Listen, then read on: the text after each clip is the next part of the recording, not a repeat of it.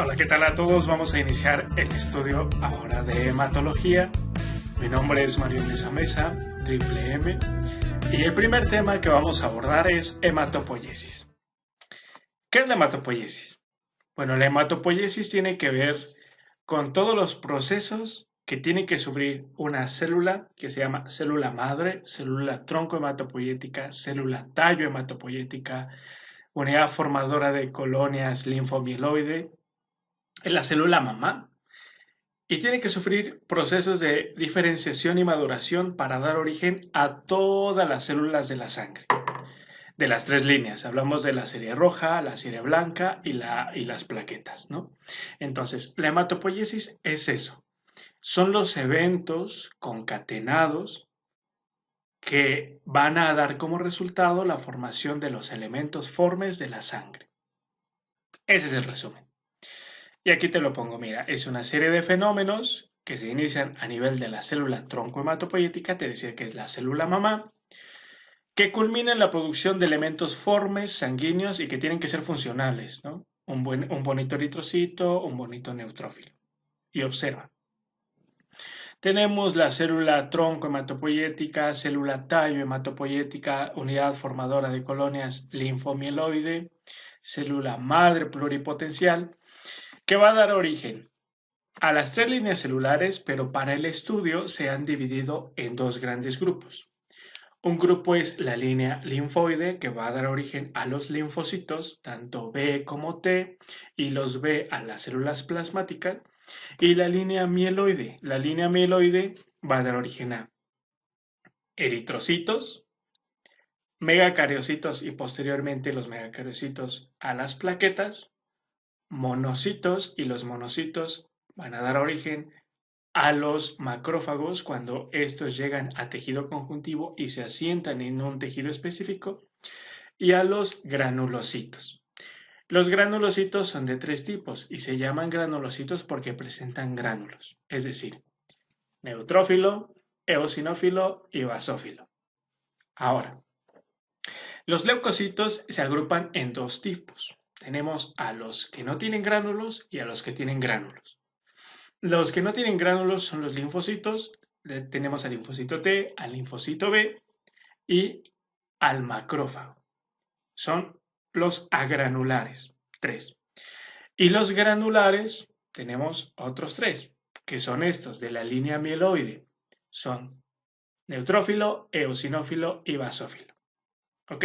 Entonces, los leucocitos los dividimos en granulares y agranulares. Sin embargo, observa que de los leucocitos, 4 de ellos son de la línea mieloide. Los granulocitos que ya mencionamos antes, junto con el macrófago, que proviene del monocito. Y de los leucocitos no granulares tenemos dos. Son los linfocitos T y los linfocitos B. Entonces, la hematopoiesis consiste en eso, en que a partir de una célula mamá, todos los elementos formes de la sangre se van a formar. ¿Ok? Y aquí te pongo esto con cursiva. Es la progresión ordenada de la ontogenia trilineal de las células sanguíneas. No te confundas, trilineal, pues hablamos de la línea eritroide, de la línea blanca, que tiene que ver con todos los leucocitos, y la línea de los megacariocitos, que tiene que ver con plaquetas. Ahora, hay una cosa que se llama diferenciación y otra cosa que es la maduración. La diferenciación tiene que ver, cuando decimos que una célula se va a diferenciar, significa que hay genes que se van a activar.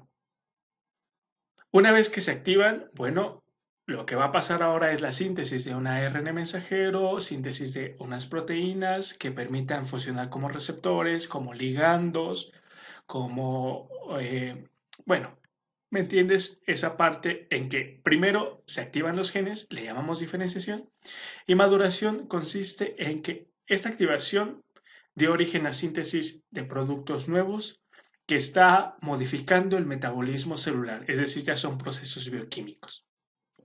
¿Ok?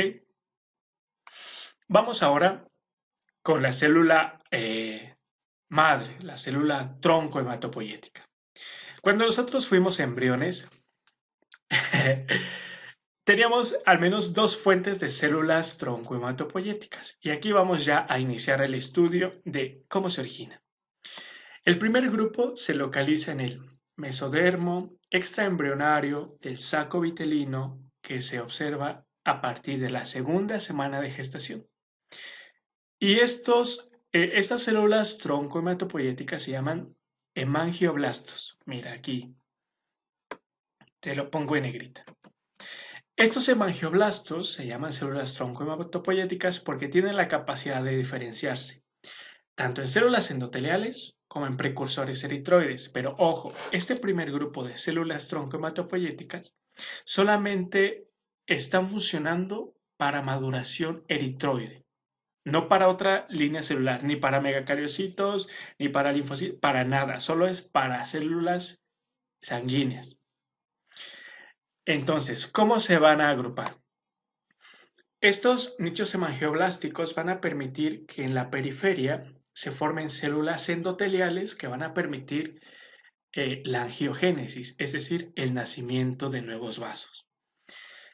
Y a nivel central o adentro de estas células endoteliales van a convertirse en hematocitoblastos, que son células sanguíneas más primitivas que van a dar origen a los eritrocitos.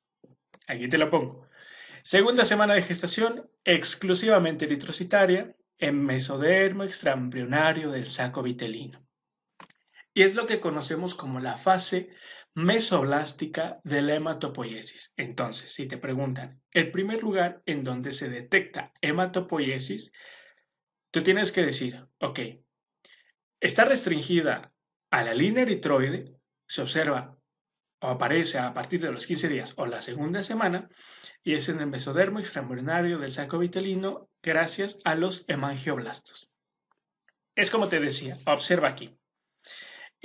Los hemangioblastos, que son estas celulitas más oscuras, van a permitir la diferenciación hacia células endoteliales y hacia unos nichos o islotes hematopoyéticos que, te vuelvo a repetir, son para la línea eritroide.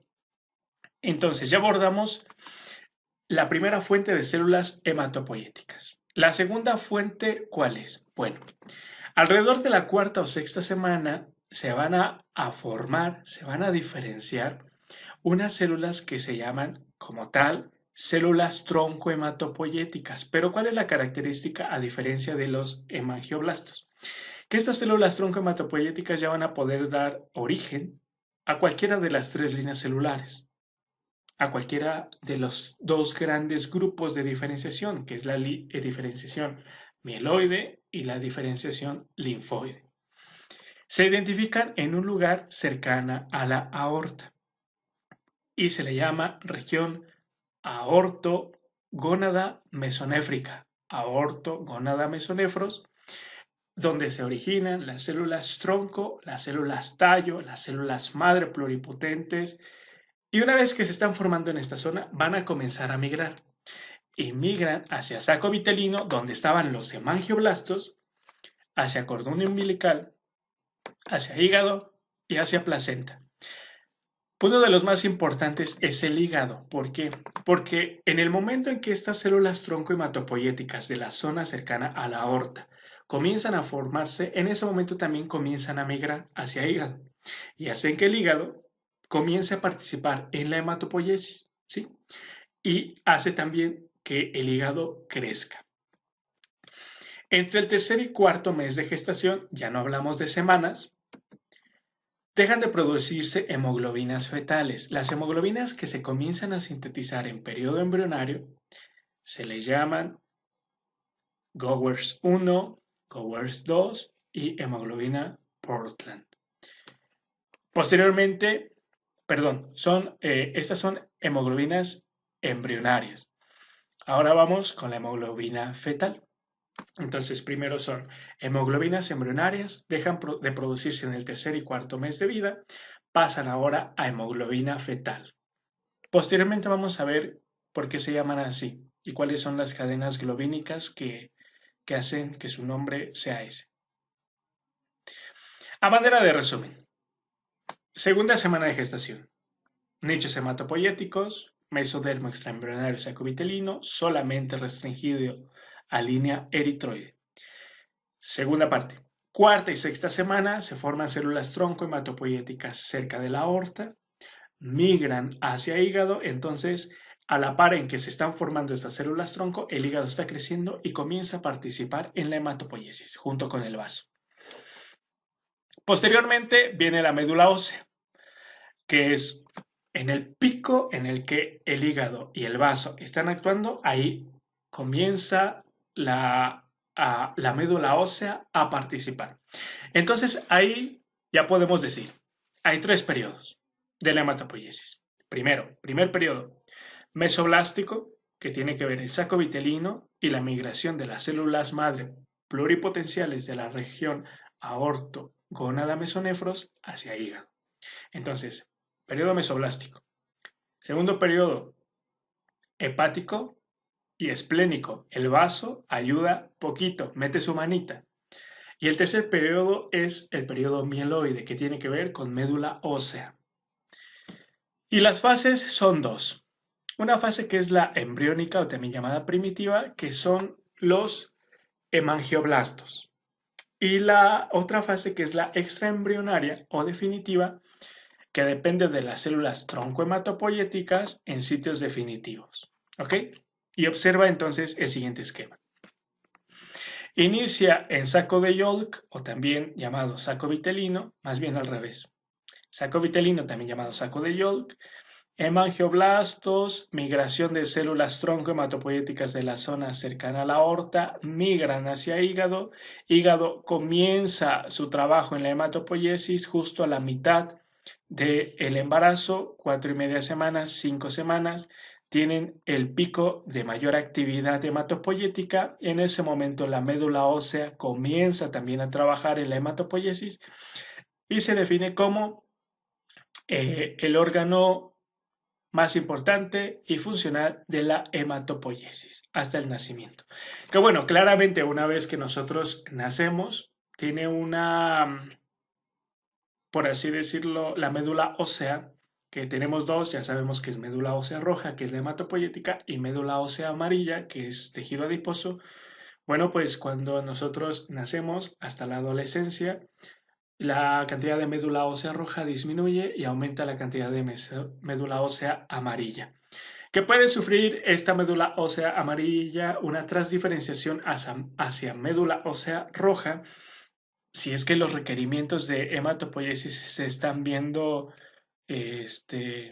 superados por lo que puede responder la médula ósea roja. Entonces, puntos clave, ya sabes, 3 fases, 3 periodos, 2 fases. Iniciamos con el mesoblástico, hepático, esplénico y el tercero, que es la médula ósea. Tenemos las hemoglobinas embrionarias, pasan a ser ahora, bueno, dejan de sintetizarse y comienza la hemoglobina fetal. Ahora, dijimos que la protagonista es la célula madre hematopoyética. Entonces, la célula madre hematopoyética se instala definitivamente en la médula ósea. Entonces, digamos, va y se encuentra su casa, pero su casa necesita diferentes factores que permitan que la célula madre hematopoyética viva y cumpla sus funciones de manera adecuada. Entonces, a esto se le conoce como estroma medular. El estroma medular consiste en el ambiente hematopoyético que favorece que la célula tronco hematopoyética esté contenta y sepa qué hacer. Es decir, si hay requerimientos de linfocitos, existen diferentes factores que le van a decir a la célula madre, oye, necesitamos más linfocitos, por favor, haz una diferenciación, una differentiation, ¿no? O le va a decir, oye, es que hay muchos eritrocitos, ya, tranquila. Eso es lo que hace el estroma medular. Es decir, favorece que la célula tronco hematopoyética esté contenta y haga sus funciones. La médula ósea, como yo te decía, es el único lugar efectivo para hematopoiesis en seres humanos. También te había comentado que sufre esta regresión hasta finales de la adolescencia hacia médula ósea amarilla, que es tejido adiposo. Se ha estimado un peso aproximado de 1 kilogramo y se distribuye principalmente en estas zonas, en estos huesos, y la más importante es pelvis. De ahí se van a obtener las biopsias y los aspirados para el análisis en algunas enfermedades. La producción diaria de eritrocitos tiene que ver con 3.000 millones, plaquetas 2.500 millones, granulocitos 1.000 millones por kilogramo de peso corporal en un adulto sano. La producción se ajusta a las necesidades del individuo y el peso aproximado es de 3.4 a 5.9% del peso corporal total. Como te había dicho, el microambiente de la médula ósea fue un término acuñado por Curry y Trentin y se divide en dos tipos. Bueno, más bien en dos componentes. Un componente celular y un componente extracelular. Es decir, matriz celular tiene que ver con todas las células que van a estar ahí en su casa con ella. ¿Y cómo está en hueso? Bueno, pues son osteoblastos, osteoclastos, fibroblastos, adipocitos, células endoteliales, células estromales, células reticulares, etc. Y la matriz extracelular, como su nombre lo dice, ojo. Histológicamente, la sangre es un tejido conectivo especializado. Eso implica que, tiene un componente celular y un componente no celular que se refiere a la matriz extracelular. Y la matriz extracelular a su vez se divide en la sustancia fundamental y las fibras de este componente. La sustancia fundamental a su vez por glucoproteínas multiadhesivas. Tenemos a los proteoglucanos y a los glucosaminoglucanos que aquí los podemos ver. Entonces, ¿por qué tienen que estar todas estas células del componente celular y todos estos elementos de la matriz extracelular? Bueno, porque ellas van a decirle a la célula tronco qué es lo que tiene que hacer. Y para esto necesitan factores de crecimiento, citocinas, interleucinas, etc. Y aquí te pongo una foto más o menos de cómo es la casa de la célula madre. Le he pedido permiso. Te decía, los factores de crecimiento son entonces esas sustancias que van a sintetizar estas células en este nicho y que son las responsables de modular la acción de la célula madre hematopoyética. ¿Qué es una citocina? Bueno, son proteínas que tienen esta actividad de modular la actividad celular y lo hacen a muy bajas concentraciones. Aquí se incluyen linfocinas, interleucinas, monocinas, interferones, quimiosinas, factor estimulante de colonias y el más importante y el que más conocemos es la eritropoyetina. Pues también está la trombopoyetina, interleucinas, etc.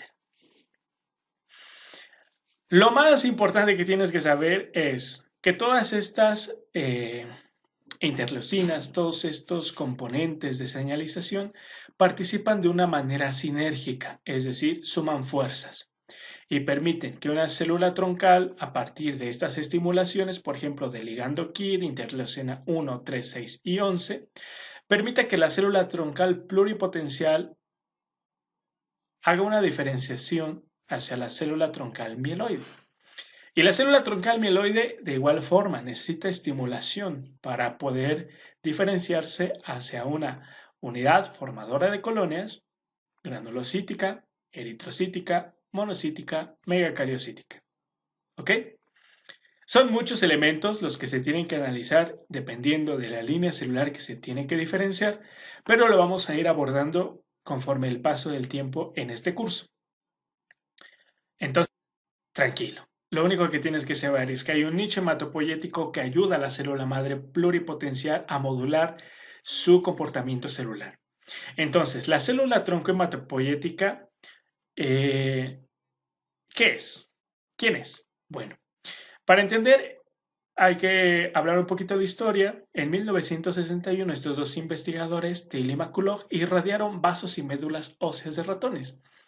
Pues lo que provocaron fue la destrucción de estas células madre hematopoyéticas, pero unos días después obtuvieron células madre hematopoyéticas sin saber que eran células madre hematopoyéticas de otros ratones sanos y se los inyectaron. Lo que descubrieron fue lo siguiente. En los vasos de los ratones irradiados que habían sido inyectados con estas células madre, encontraron algo en los cultivos y les llamaron unidad formadora de colonia vaso, pues porque lo encontraron en el vaso. Y es lo que ahora conocemos como las células troncales o las células madre. En los humanos, en nosotros, se encuentran estas células madre en una proporción de 1 a 1000, es decir, 0.1%. ¿Qué le pasó a los ratones que les inyectaron estas células? Vivieron. Aunque ya no tenían sus células madre, estas células madre que les inyectaron pudieron hacer esa función de diferenciarse a todas esas líneas celulares.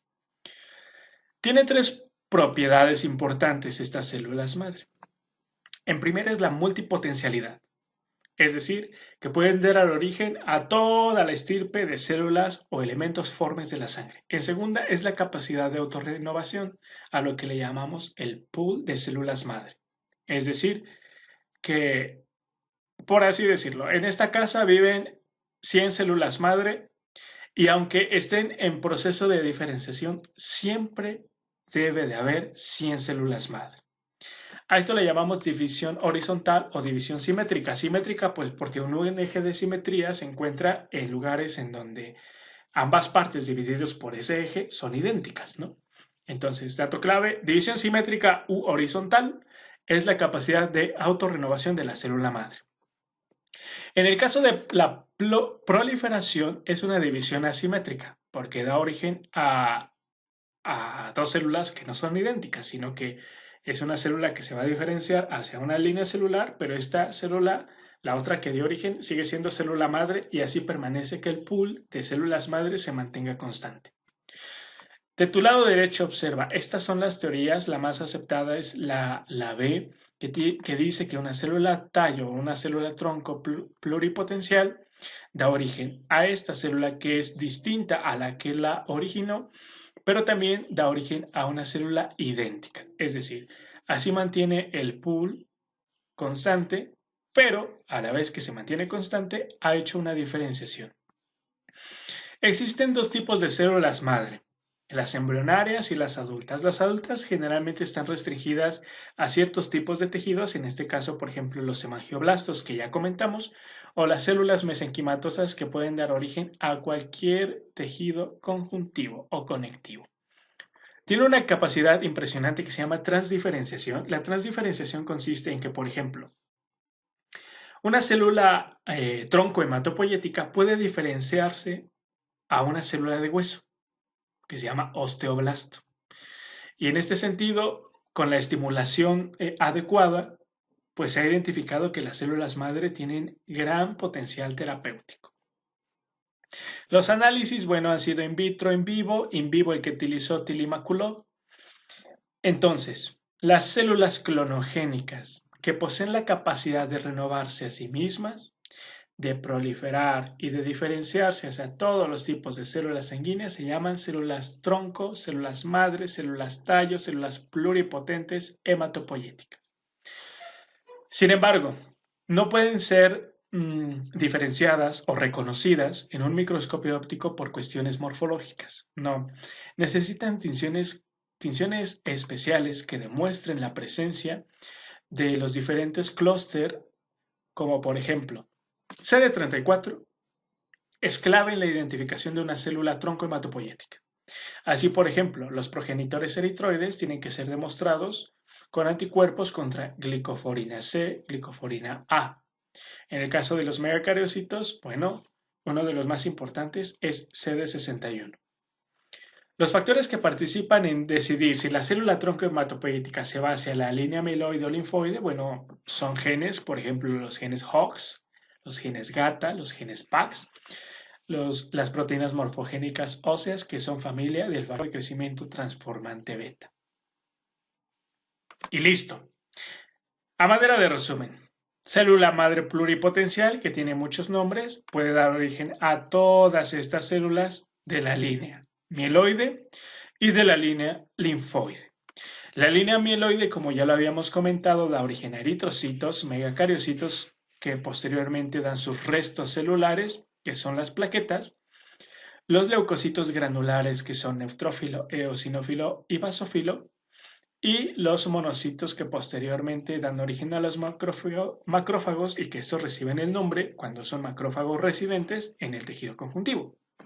Por ejemplo, si hablamos de un macrófago de pulmón, se llama célula polvo. Si hablamos de un macrófago de hígado, se llama célula de Kupffer. Si hablamos de un macrófago de placenta, se llama célula de Hofbauer. Si hablamos de un macrófago de hueso, se llama osteoclasto. Osteoclasto. Entonces, la célula madre pluripotencial también puede diferenciarse a una célula madre linfoide y esta puede dar origen a los linfocitos tanto T y B. Y los linfocitos B, bueno, se pueden convertir, diferenciar, maduran hacia células plasmáticas que sintetizan anticuerpos súper importantes en la defensa del huésped, en el tipo de inmunidad humoral. Los linfocitos T, inmunidad celular. Posteriormente vamos a ver eso. Pero aquí quiero que identifiques lo siguiente, que es lo que te había dicho al inicio. Los leucocitos se dividen en dos grandes grupos, los granulares y los no granulares o agranulares. En el caso de los granulares tenemos al eosinófilo, al basófilo y al neutrófilo, y los agranulares tenemos a los linfocitos junto con el monocito, que bueno, se va a diferenciar en macrófago, pero ten en cuenta esto. De los leucocitos agranulares, 2 provienen de la línea linfoide, 1 proviene de la línea mieloide.